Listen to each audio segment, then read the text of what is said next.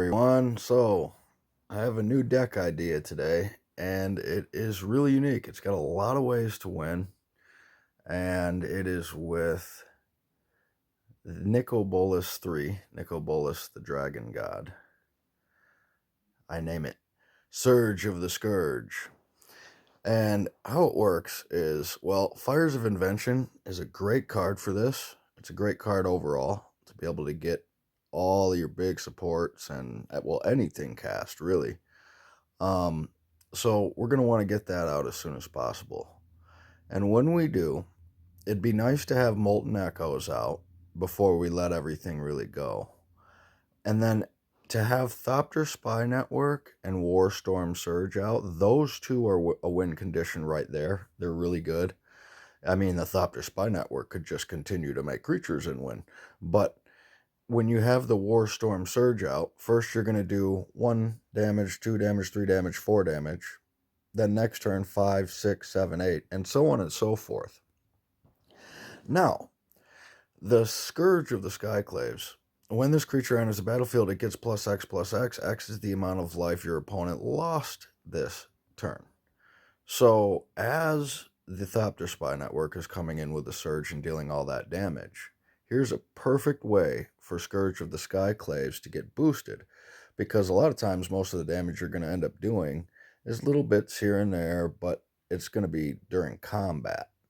And since he needs to come in basically before combat, unless you can figure out a way to get him to come in like at the end of your turn, this is perfect. Because especially if you're up into the like deal 9 damage, 10 damage, 11 damage, 12 damage, which will simply be the third turn of Thopter Spynetwork Warstorm Surge. That's, let's see, 9 plus 10 plus 11, that's 30 plus 12. He's going to get a 42 boost right there.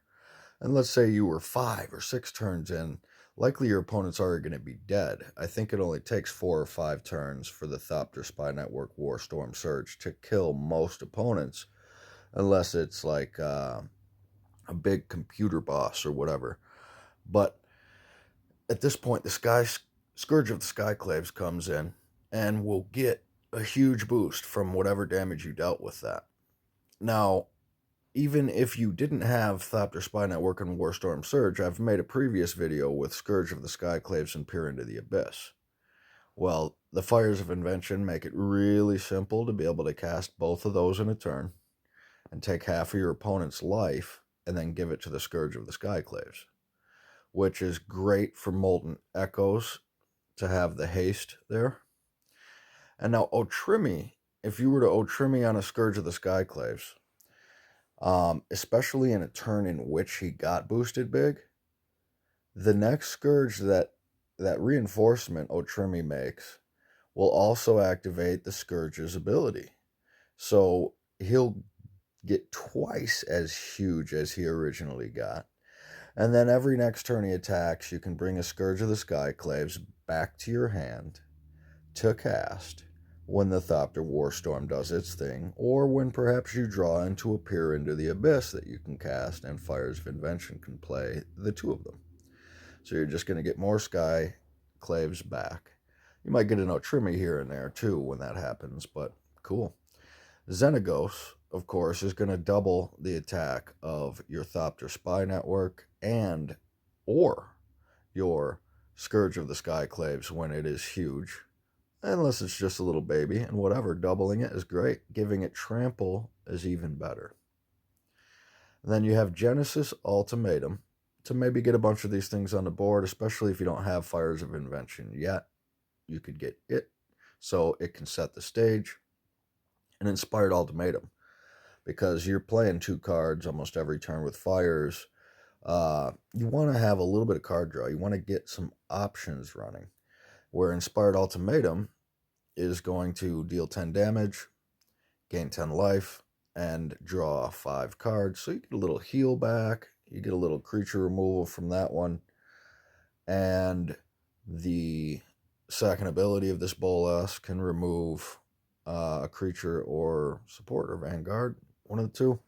And then, of course, third ability, once you get there, is an extra 30 damage plus some to throw at your opponent if you haven't already destroyed them. So let's get into it. We'll see how it goes. I really like this deck. I've only maybe done 2 matches with it so far, 2 or 3. And it works out really nicely. Just don't do a Peer into the Abyss unless very necessary without a Scourge of the Skyclaves to follow.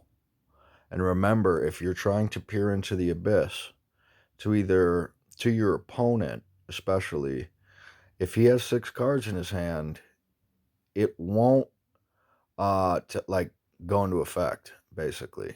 It'll practically just fizzle out. Hopefully it doesn't give the loyalty to him and all that, but I know that it won't cut their life in half. So you got to watch out for that. If you do it to yourself, you should maybe have that open slot for a card and it should work. But I've noticed against the opponent it doesn't. And it's so wonderful here that we get Fires of Invention out of the gate. I tend to notice that happens a lot. So we'll go ahead and try to get that out as soon as possible. What do we have here? Yeah, let's go down here.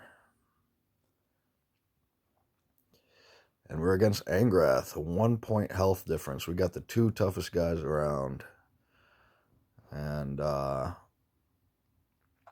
this should be a cool match. It'll show a lot of stuff happening because my opponent has so much health. We'll have like extra time to do stuff to see what this deck is about. Hopefully, if we don't lose here. So let's pause the Skyclaves for now. And we'll drop the Molten Echoes and the Thopter Spynetwork, and that'll get running. We could really use the Warstorm Surge next. And a good thing about the Fires of Invention is you don't have to take hits of mana. You could to get it away from your opponent. But you can just go straight up loyalty at this point because your cards are basically free. Let's see here. Yeah, let's get that red from him. Now, we don't have too many gems on the board, but we're okay. There's a Peer into the Abyss. So, next turn, we should be able to kill Angrath. And we could even draw 2 cards for now. Give us a few options. Okay. Yep, next turn we'll Peer into the Abyss if we have enough mana, enough gems to give us free 21 mana from the fires. So let's stay away from that. I don't want to move those supports and put them in a vulnerable position. We'll just go on ahead and take that. Oh, there we go. And the Thopter Spynetwork, Thopters do help as well to give you that card draw from the token creature. Okay, good. He doesn't have a full hand of cards either. 1 more card and we wouldn't be able to do this right now. And we have enough mana, and we can't drop all of them because of Fires of Invention. A green-black deck I make, you can use Nylea to constantly be fetching and building mana in a bunch of Scourges and drop them all at once and make them super massive. But this should be it. Peer into the Abyss to him. Normally that wouldn't sound like a great idea, but as you can tell, it works out very nicely with the Scourge of the Skyclaves. And had we not had the Peer into the Abyss, and we had Warstorm, you know what would happen. Like, the Scourge would just become really big, and every next turn you could play a new one if you were using the Trimmy thing or just drawing into them. And it's a great deck, so if you guys have the cards, give it a shot. If not, try to get those cards. All right, see you later.